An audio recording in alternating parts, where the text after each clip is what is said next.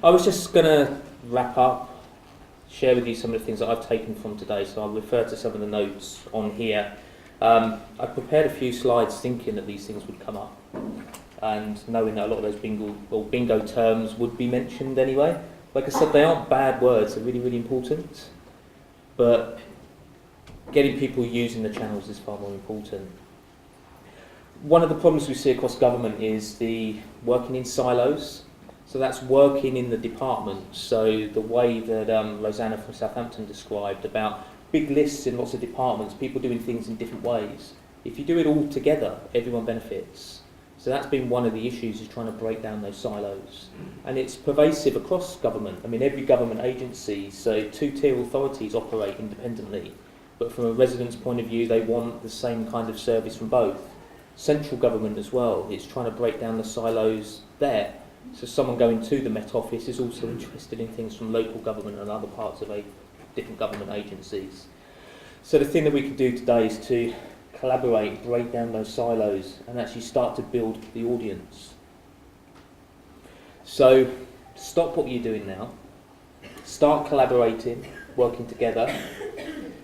It came up an awful lot throughout the conversations today, is listen.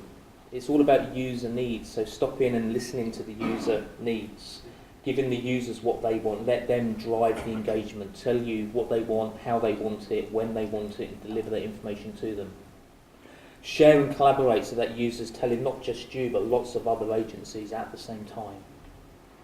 If you do that, it grows the audience massively. Other things that we've learned today is email isn't dead.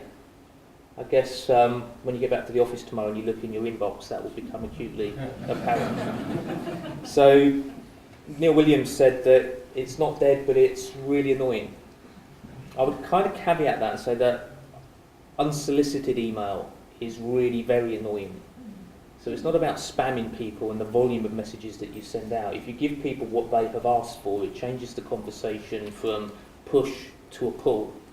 And then the audience receive that, use it, act on it. It changes the whole sort of concept of email. We learned from Carl about whiteboard paper, which I thought was excellent. I think we should get more of that. This is kind of user-friendly graffiti, isn't it? We learned from, I guess, BOSA, Southampton, HMRC, that it's possible to connect with a lot of people, even more people than you ever thought. If you go about it the right way, I mean, they're talking tens, hundreds of thousands of people.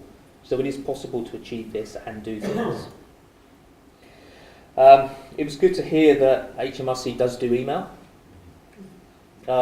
It's also nice to know that they only send email messages when they want money from you and not the other way around. So ignore all of those others. Carl mentioned earlier on that press releases have a place, which they obviously do, but there's other more important things to focus on.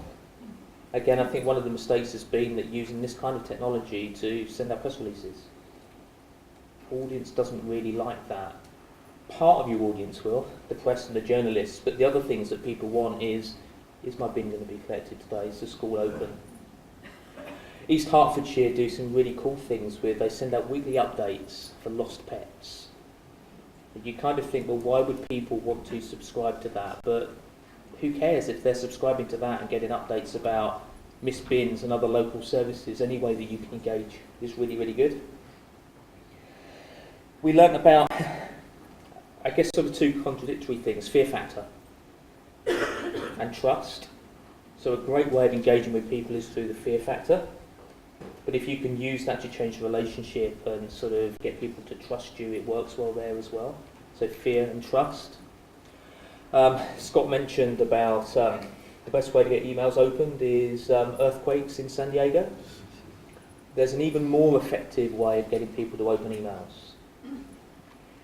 If you send an email and recall it, it is absolutely 100% guaranteed to be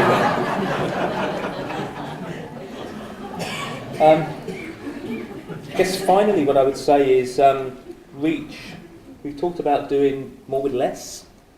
Reach is one of those strange things where you do significantly more with more. So the more people that you can engage with, the greater the impact there. If you're thinking about the outcomes, You know, channel shift behaviour changes, the outcomes that are important, and the more people that you can connect with now, the better they'll be in future. One of the things that I was going to show you, there was an awful lot about the GovDelivery network, and I guess there's a lot of people in the room who don't really know what that network is. So we have a video which describes it, so I'll shut up now. Hi, I'm Bob Ainsbury, and I want to talk to you about increasing your organization's audience with the GovDelivery network. Now, you might be wondering why growing your audience is important. Have you ever stopped to think about whether the communications you created are reaching the people they need to? Your organization may have important information on severe weather, a change in refuse collection, school closures, maybe an urgent product recall. But if you're not reaching the people you need to, your message isn't having the impact it could.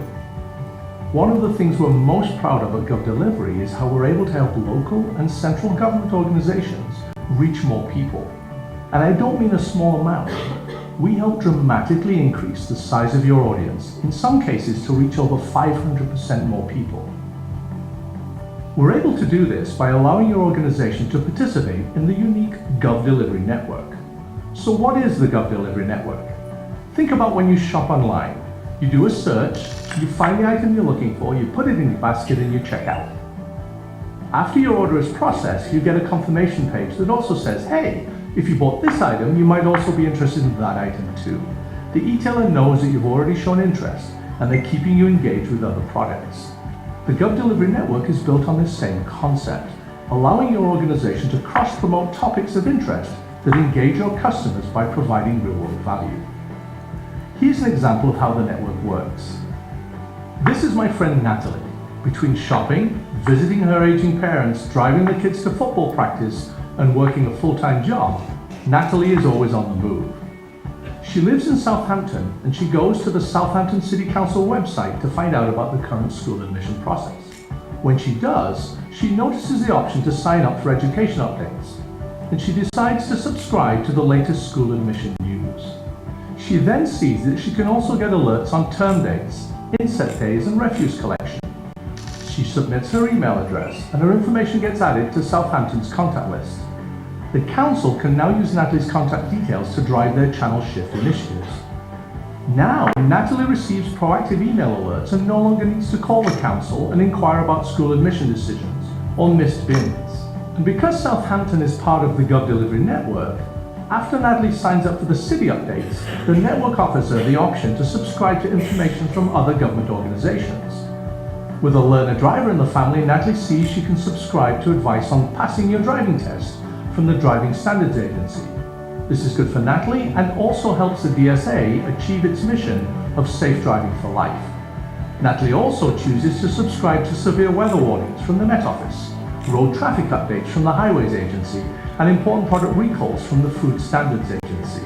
After selecting these topics, she hits submit, and instantly, Natalie has subscribed to these government organizations. And she didn't have to visit each organization's website to get all the information she needs. Being the busy mom she is, Natalie thinks this is great. She now gets updates on things that really matter to her, and she only had to visit one website to find it. And in seconds, 5 government organizations have gained another person with whom they can connect. Digital by default. The GovDelivery network works across all levels of government around the world. In central government, the National Audit Office has seen incredible results using the GovDelivery network. By featuring their subscription topics through the network, they've seen dramatic outreach, including some months where new subscribers have increased by over 700%. Government organizations are thrilled with the GovDelivery network because it lets customers get all the information they need in one stop, and it helps government organizations grow their audience at the same time. It's incredibly simple, and everybody wins. It's one of the reasons I'm proud to work for a company that provides innovative software, like the GovDelivery network, to our friends in government. Find out more at govdelivery.co.uk.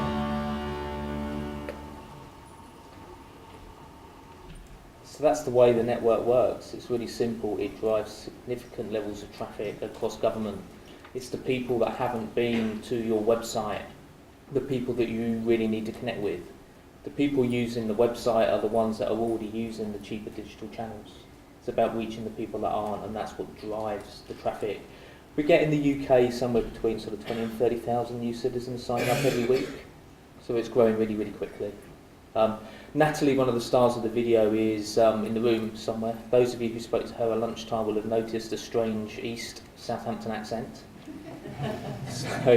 But Natalie can explain a little bit more about that. So I guess that's really it. Hopefully the day has been really useful. Hopefully you've picked up on a whole load of new ideas.